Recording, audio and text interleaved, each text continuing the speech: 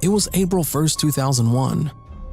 I was at home watching TV when I heard a big bang on my back door. I didn't know who or what it was. Thought it was a raccoon or something, so I kept watching TV. I will never forget what I heard. Someone whispered, "I am coming for you." I turned to see who it was, but no one was there. I went outside and yelled, "Who's there?" I went back inside, and then I saw it. It was a man with a white rabbit mask holding a kitchen knife. I ran to the kitchen and grabbed a knife and turned on the light. The guy took off his mask, and it was my friend, Fred. I was relieved, and he yelled, "April Fools!" I asked how he managed to get so far when he whispered in my ear. He looked confused. To my surprise, he said, "I never whispered in your ear." That's when I knew something was in my house. I told Fred to hide and call the cops. When the cops got there, they saw a man with long black hair robbing stuff from my house. He had a pistol and some pocket knives. The cops told me he had broke out of prison a couple days before the incident.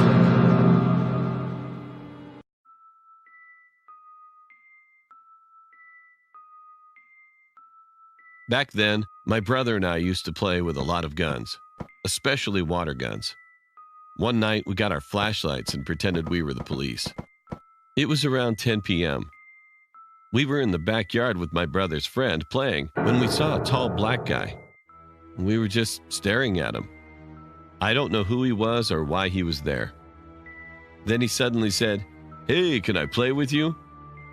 "Bitch, please," my brother said. Then the tall guy seemed to go into a strange position and smiled at us creepily.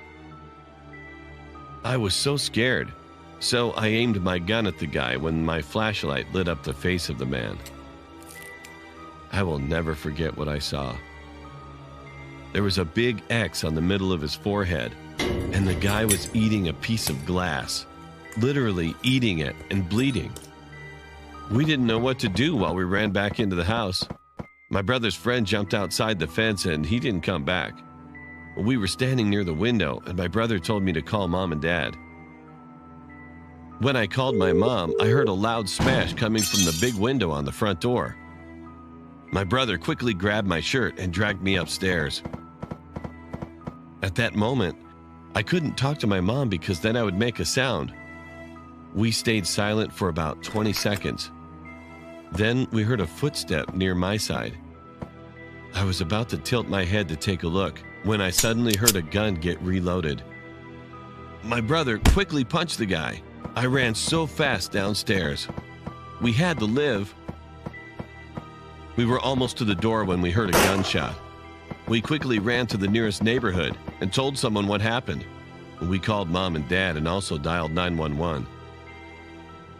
When the police came to our house, they found fresh blood trails from the living room to the bathroom.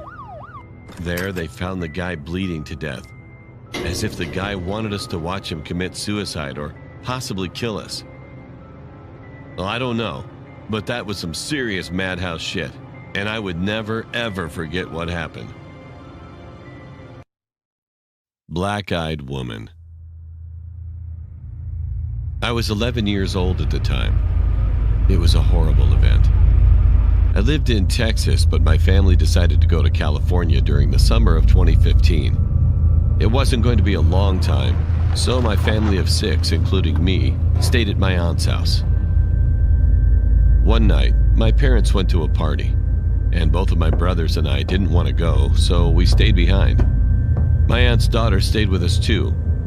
It was around 6 p.m. My parents said they were coming back around 2 a.m. Hearing that gave me goosebumps, since we were staying at a 2-story house. I've always been scared of 2-story houses for this reason. As soon as our parents left, we all decided to eat snacks. Well, we wanted to, but there weren't any. My cousin asked us if we wanted to go to the store with her. Since she was already 19, she could drive by herself. My brother said yes, but I told him I do want snacks, but I don't want to go. I thought that my brothers would want to stay behind too, since they were just 2 years older than me. But instead, they just said, okay. They all left without me. I was all alone. 15 minutes in, I was sitting on the couch playing on my iPad. Suddenly, I heard a sound coming from upstairs. I decided to check what it was, but as soon as I started to go up the stairs, a glass cup fell down the stairs. I ran to my uncle's room and hid inside the closet. After 2 minutes of hiding, the lights in the room started flashing. I could see it from the crack under the door. I wanted to text my brother, but I left the iPad on the couch. Soon after, I heard another sound from upstairs. Well, that's how I knew that whatever was doing all the scary stuff was definitely upstairs. I decided to run out of the house, and then try to ask the next door neighbors to let me into their house for a bit. But before I could, I checked the upstairs window when I got outside, and I saw a figure in one of the rooms. It was a clear image since it was barely 7 p.m. The figure was definitely the creepiest thing I've ever seen in my life. I saw a woman with a black dress. She was pale and had dark eyes. It was as if she accidentally messed up her makeup and got black makeup all around her eyes. She also looked kind of like a nun. I stood there, watching her for like 10 seconds. And then I saw a car driving in from the side. I moved near the garage and the car came closer. It parked at the house. I realized it was my cousin with both of my brothers. I was relieved. They asked me why I was outside, and I said I wanted to take a picture of the house from outside. I didn't tell them the truth. They didn't realize I didn't have my iPad when I said this. Once we got inside the house, I followed them upstairs. I was obviously behind them since I was scared.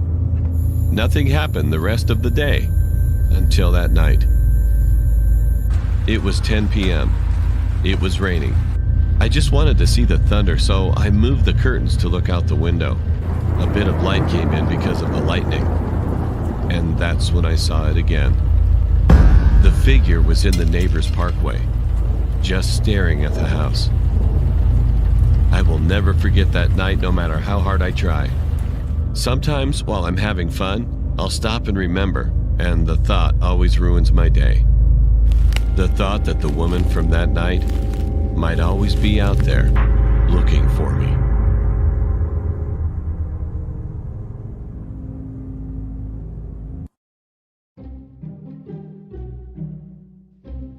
This event happened when I was around 13 years old.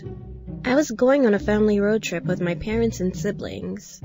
My brother was 16 at the time and my half-sister was 21. I don't completely remember where we were going or where we stayed since it was almost 15 years ago. All I remember was that we rented a cottage in a small village. Next to the village was a lot of mountains surrounding the perimeter, and there were probably only 20 houses in the village. Next to the cottage was a small lake that was big enough to kayak in, and to the right of the little lake was a small shed. The shed was very old, and its ceiling had been poorly repaired. There was ivy growing all over it. Although this may not seem scary, the door was wide open and the place we were staying at was all fenced off with a really high fence. This probably meant that no one would be able to come into our property. Later that same day, my brother and I decided to check it out since we had nothing else to do other than swim in the lake before dinner. Bear in mind, this happened in the winter, meaning it would get dark much earlier than in the summer. We walked up towards the shed, and as we walked towards it, we realized that a source of light was shining through the ceiling. It didn't seem like it was a normal ceiling light, but was almost like a torch. We saw the light slowly move around in between the cracks of the shed. Then, in one sudden motion, the light randomly pointed at us. My brother and I were petrified by the situation. We both looked at each other with blank expressions. Our parents were in the lounge watching TV, so they wouldn't be able to hear us at all if we cried out for help. I don't like to be cliché, but my big brother is a very strong person, emotionally, physically, and mentally. So I was surprised when I saw his lower lip tremble out of the corner of my eye. I thought he was going to protect me by telling me what to do, but instead he just stood there, frozen. like me, with a petrified face as the bright light blinded us through the gaps between the walls of the shed for what felt like an eternity.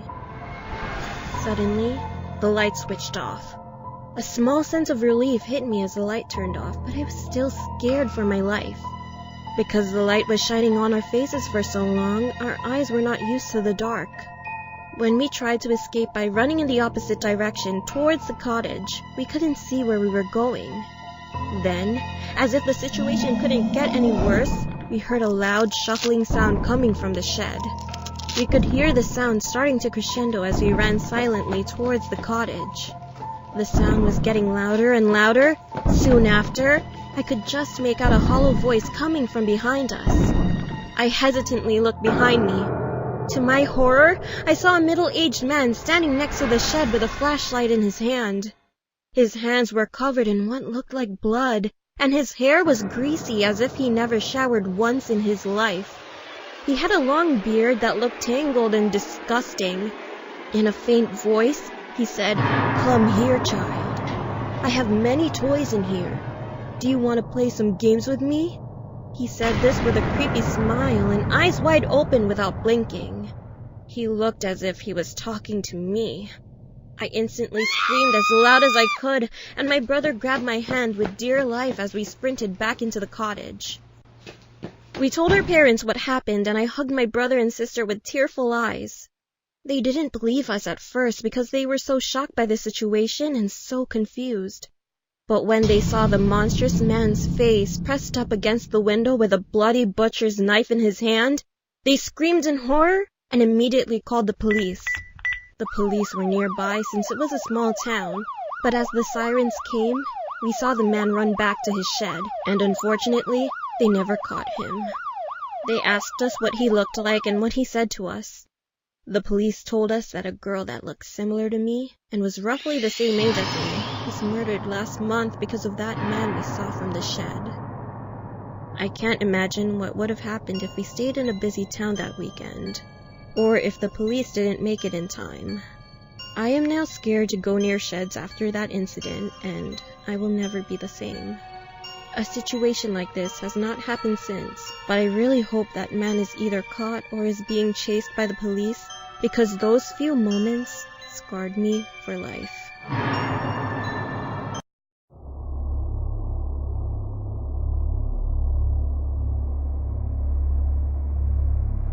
I am a 16-year-old girl.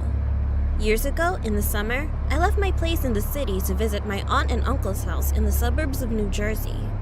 I mainly went to hang out with my cousin. Let's call her Kate. My cousin and I are 3 years apart. My aunt and uncle both worked in Manhattan. One day, my aunt and uncle decided to attend a party after work. During the day, Kate and I went down to the street to her friend's house because they had a pool. We spent all day swimming. When we walked back to her house, it was around 4 p.m. It was still sunny out. All of a sudden, Kate's phone stopped working. Nothing to worry about. I still had mine and it was brand new. We spent another hour outside and figured it was time to call my aunt to tell her we were okay. On the steps, I pulled my phone out, but it was not working. We took the battery out, put it back in, but still nothing. With no way to call my aunt, we just went inside the house. It was maybe 5 p.m. Kate's older sister, Julie, a high schooler, was spending the night at her friend's house, so we were all alone. In the living room, we put the 2 sofas together as we normally did when I slept over. We were both tired and ready to sleep. We had been left alone like this a lot of times, so it didn't faze us. The house is big and gets pitch black. All of a sudden, we heard a big bang that sounded like brass or metal coming from across the hall. We got up and checked Kate's room.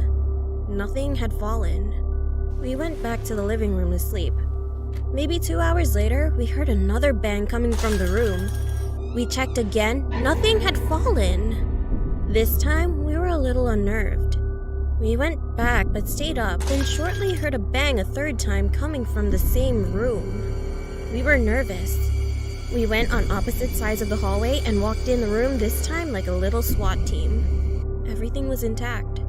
We couldn't sleep after. We stayed up on the sofas and saw a shadow coming from the basement.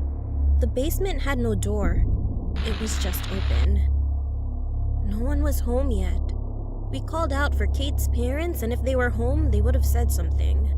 Their driveway was empty. Their car wasn't there. We were terrified. Kate and I grabbed knives, and we just stayed down on the kitchen floor. Nothing happened. After another hour, we went back to the sofas. We woke up to the sound of a girl screaming, "Help me!"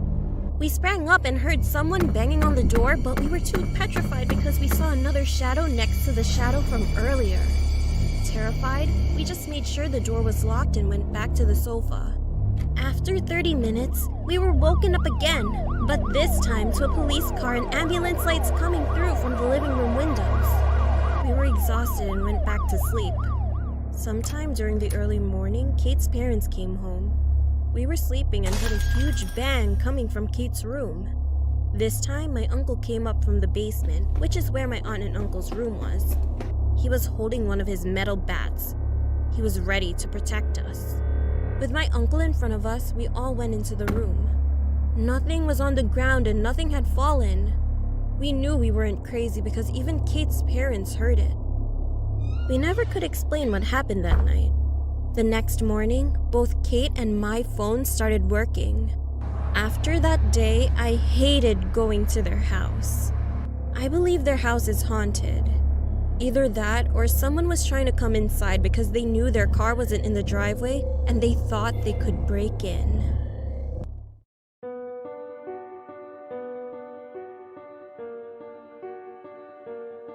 My name is Jasmine. One night my girlfriend and I were getting ready because we were going to head out for a night of fun. We got in the car and I don't know what got into us, but we were feeling very flirty and decided to park at a parking lot to do our thing. We were in the car doing our thing. I was on her in the driver's seat while she had the seat reclined. When we were moving around, I accidentally honked the horn with my butt. I looked at my girlfriend and told her, "Hope that didn't draw any attention to us." She said, "It's okay. It's like 1 a.m. I doubt anyone is awake."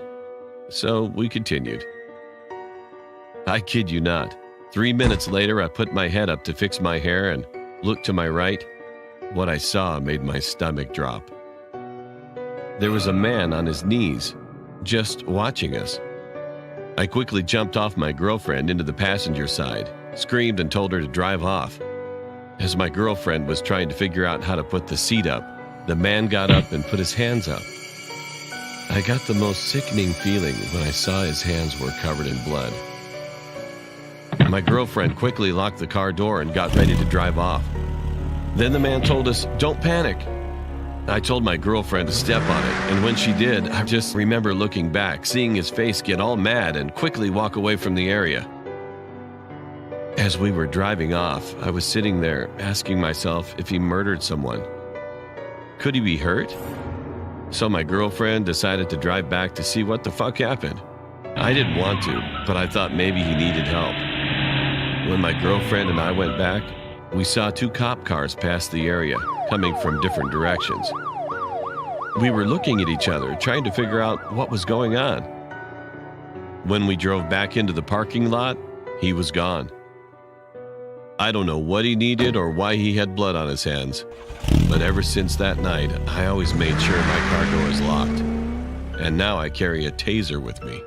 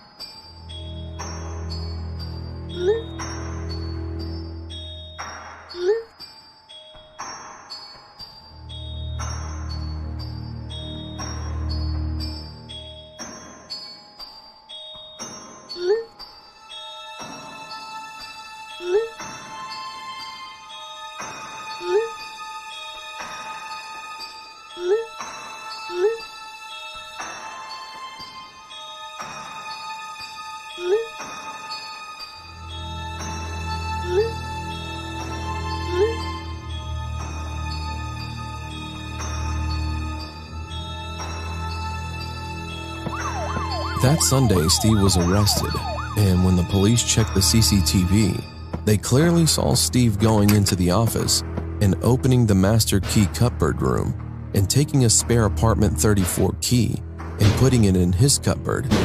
And then they saw Steve walking on the same floor where apartment 34 is based in. Then they saw Steve come back to the reception with his shirt a little bloody, and he wore a waistcoat to cover it up. When they took his fingerprints and DNA, they found that the deceased male was covered with Steve's fingerprints and DNA. All Steve could say was that he was trying to cause a conversation to happen.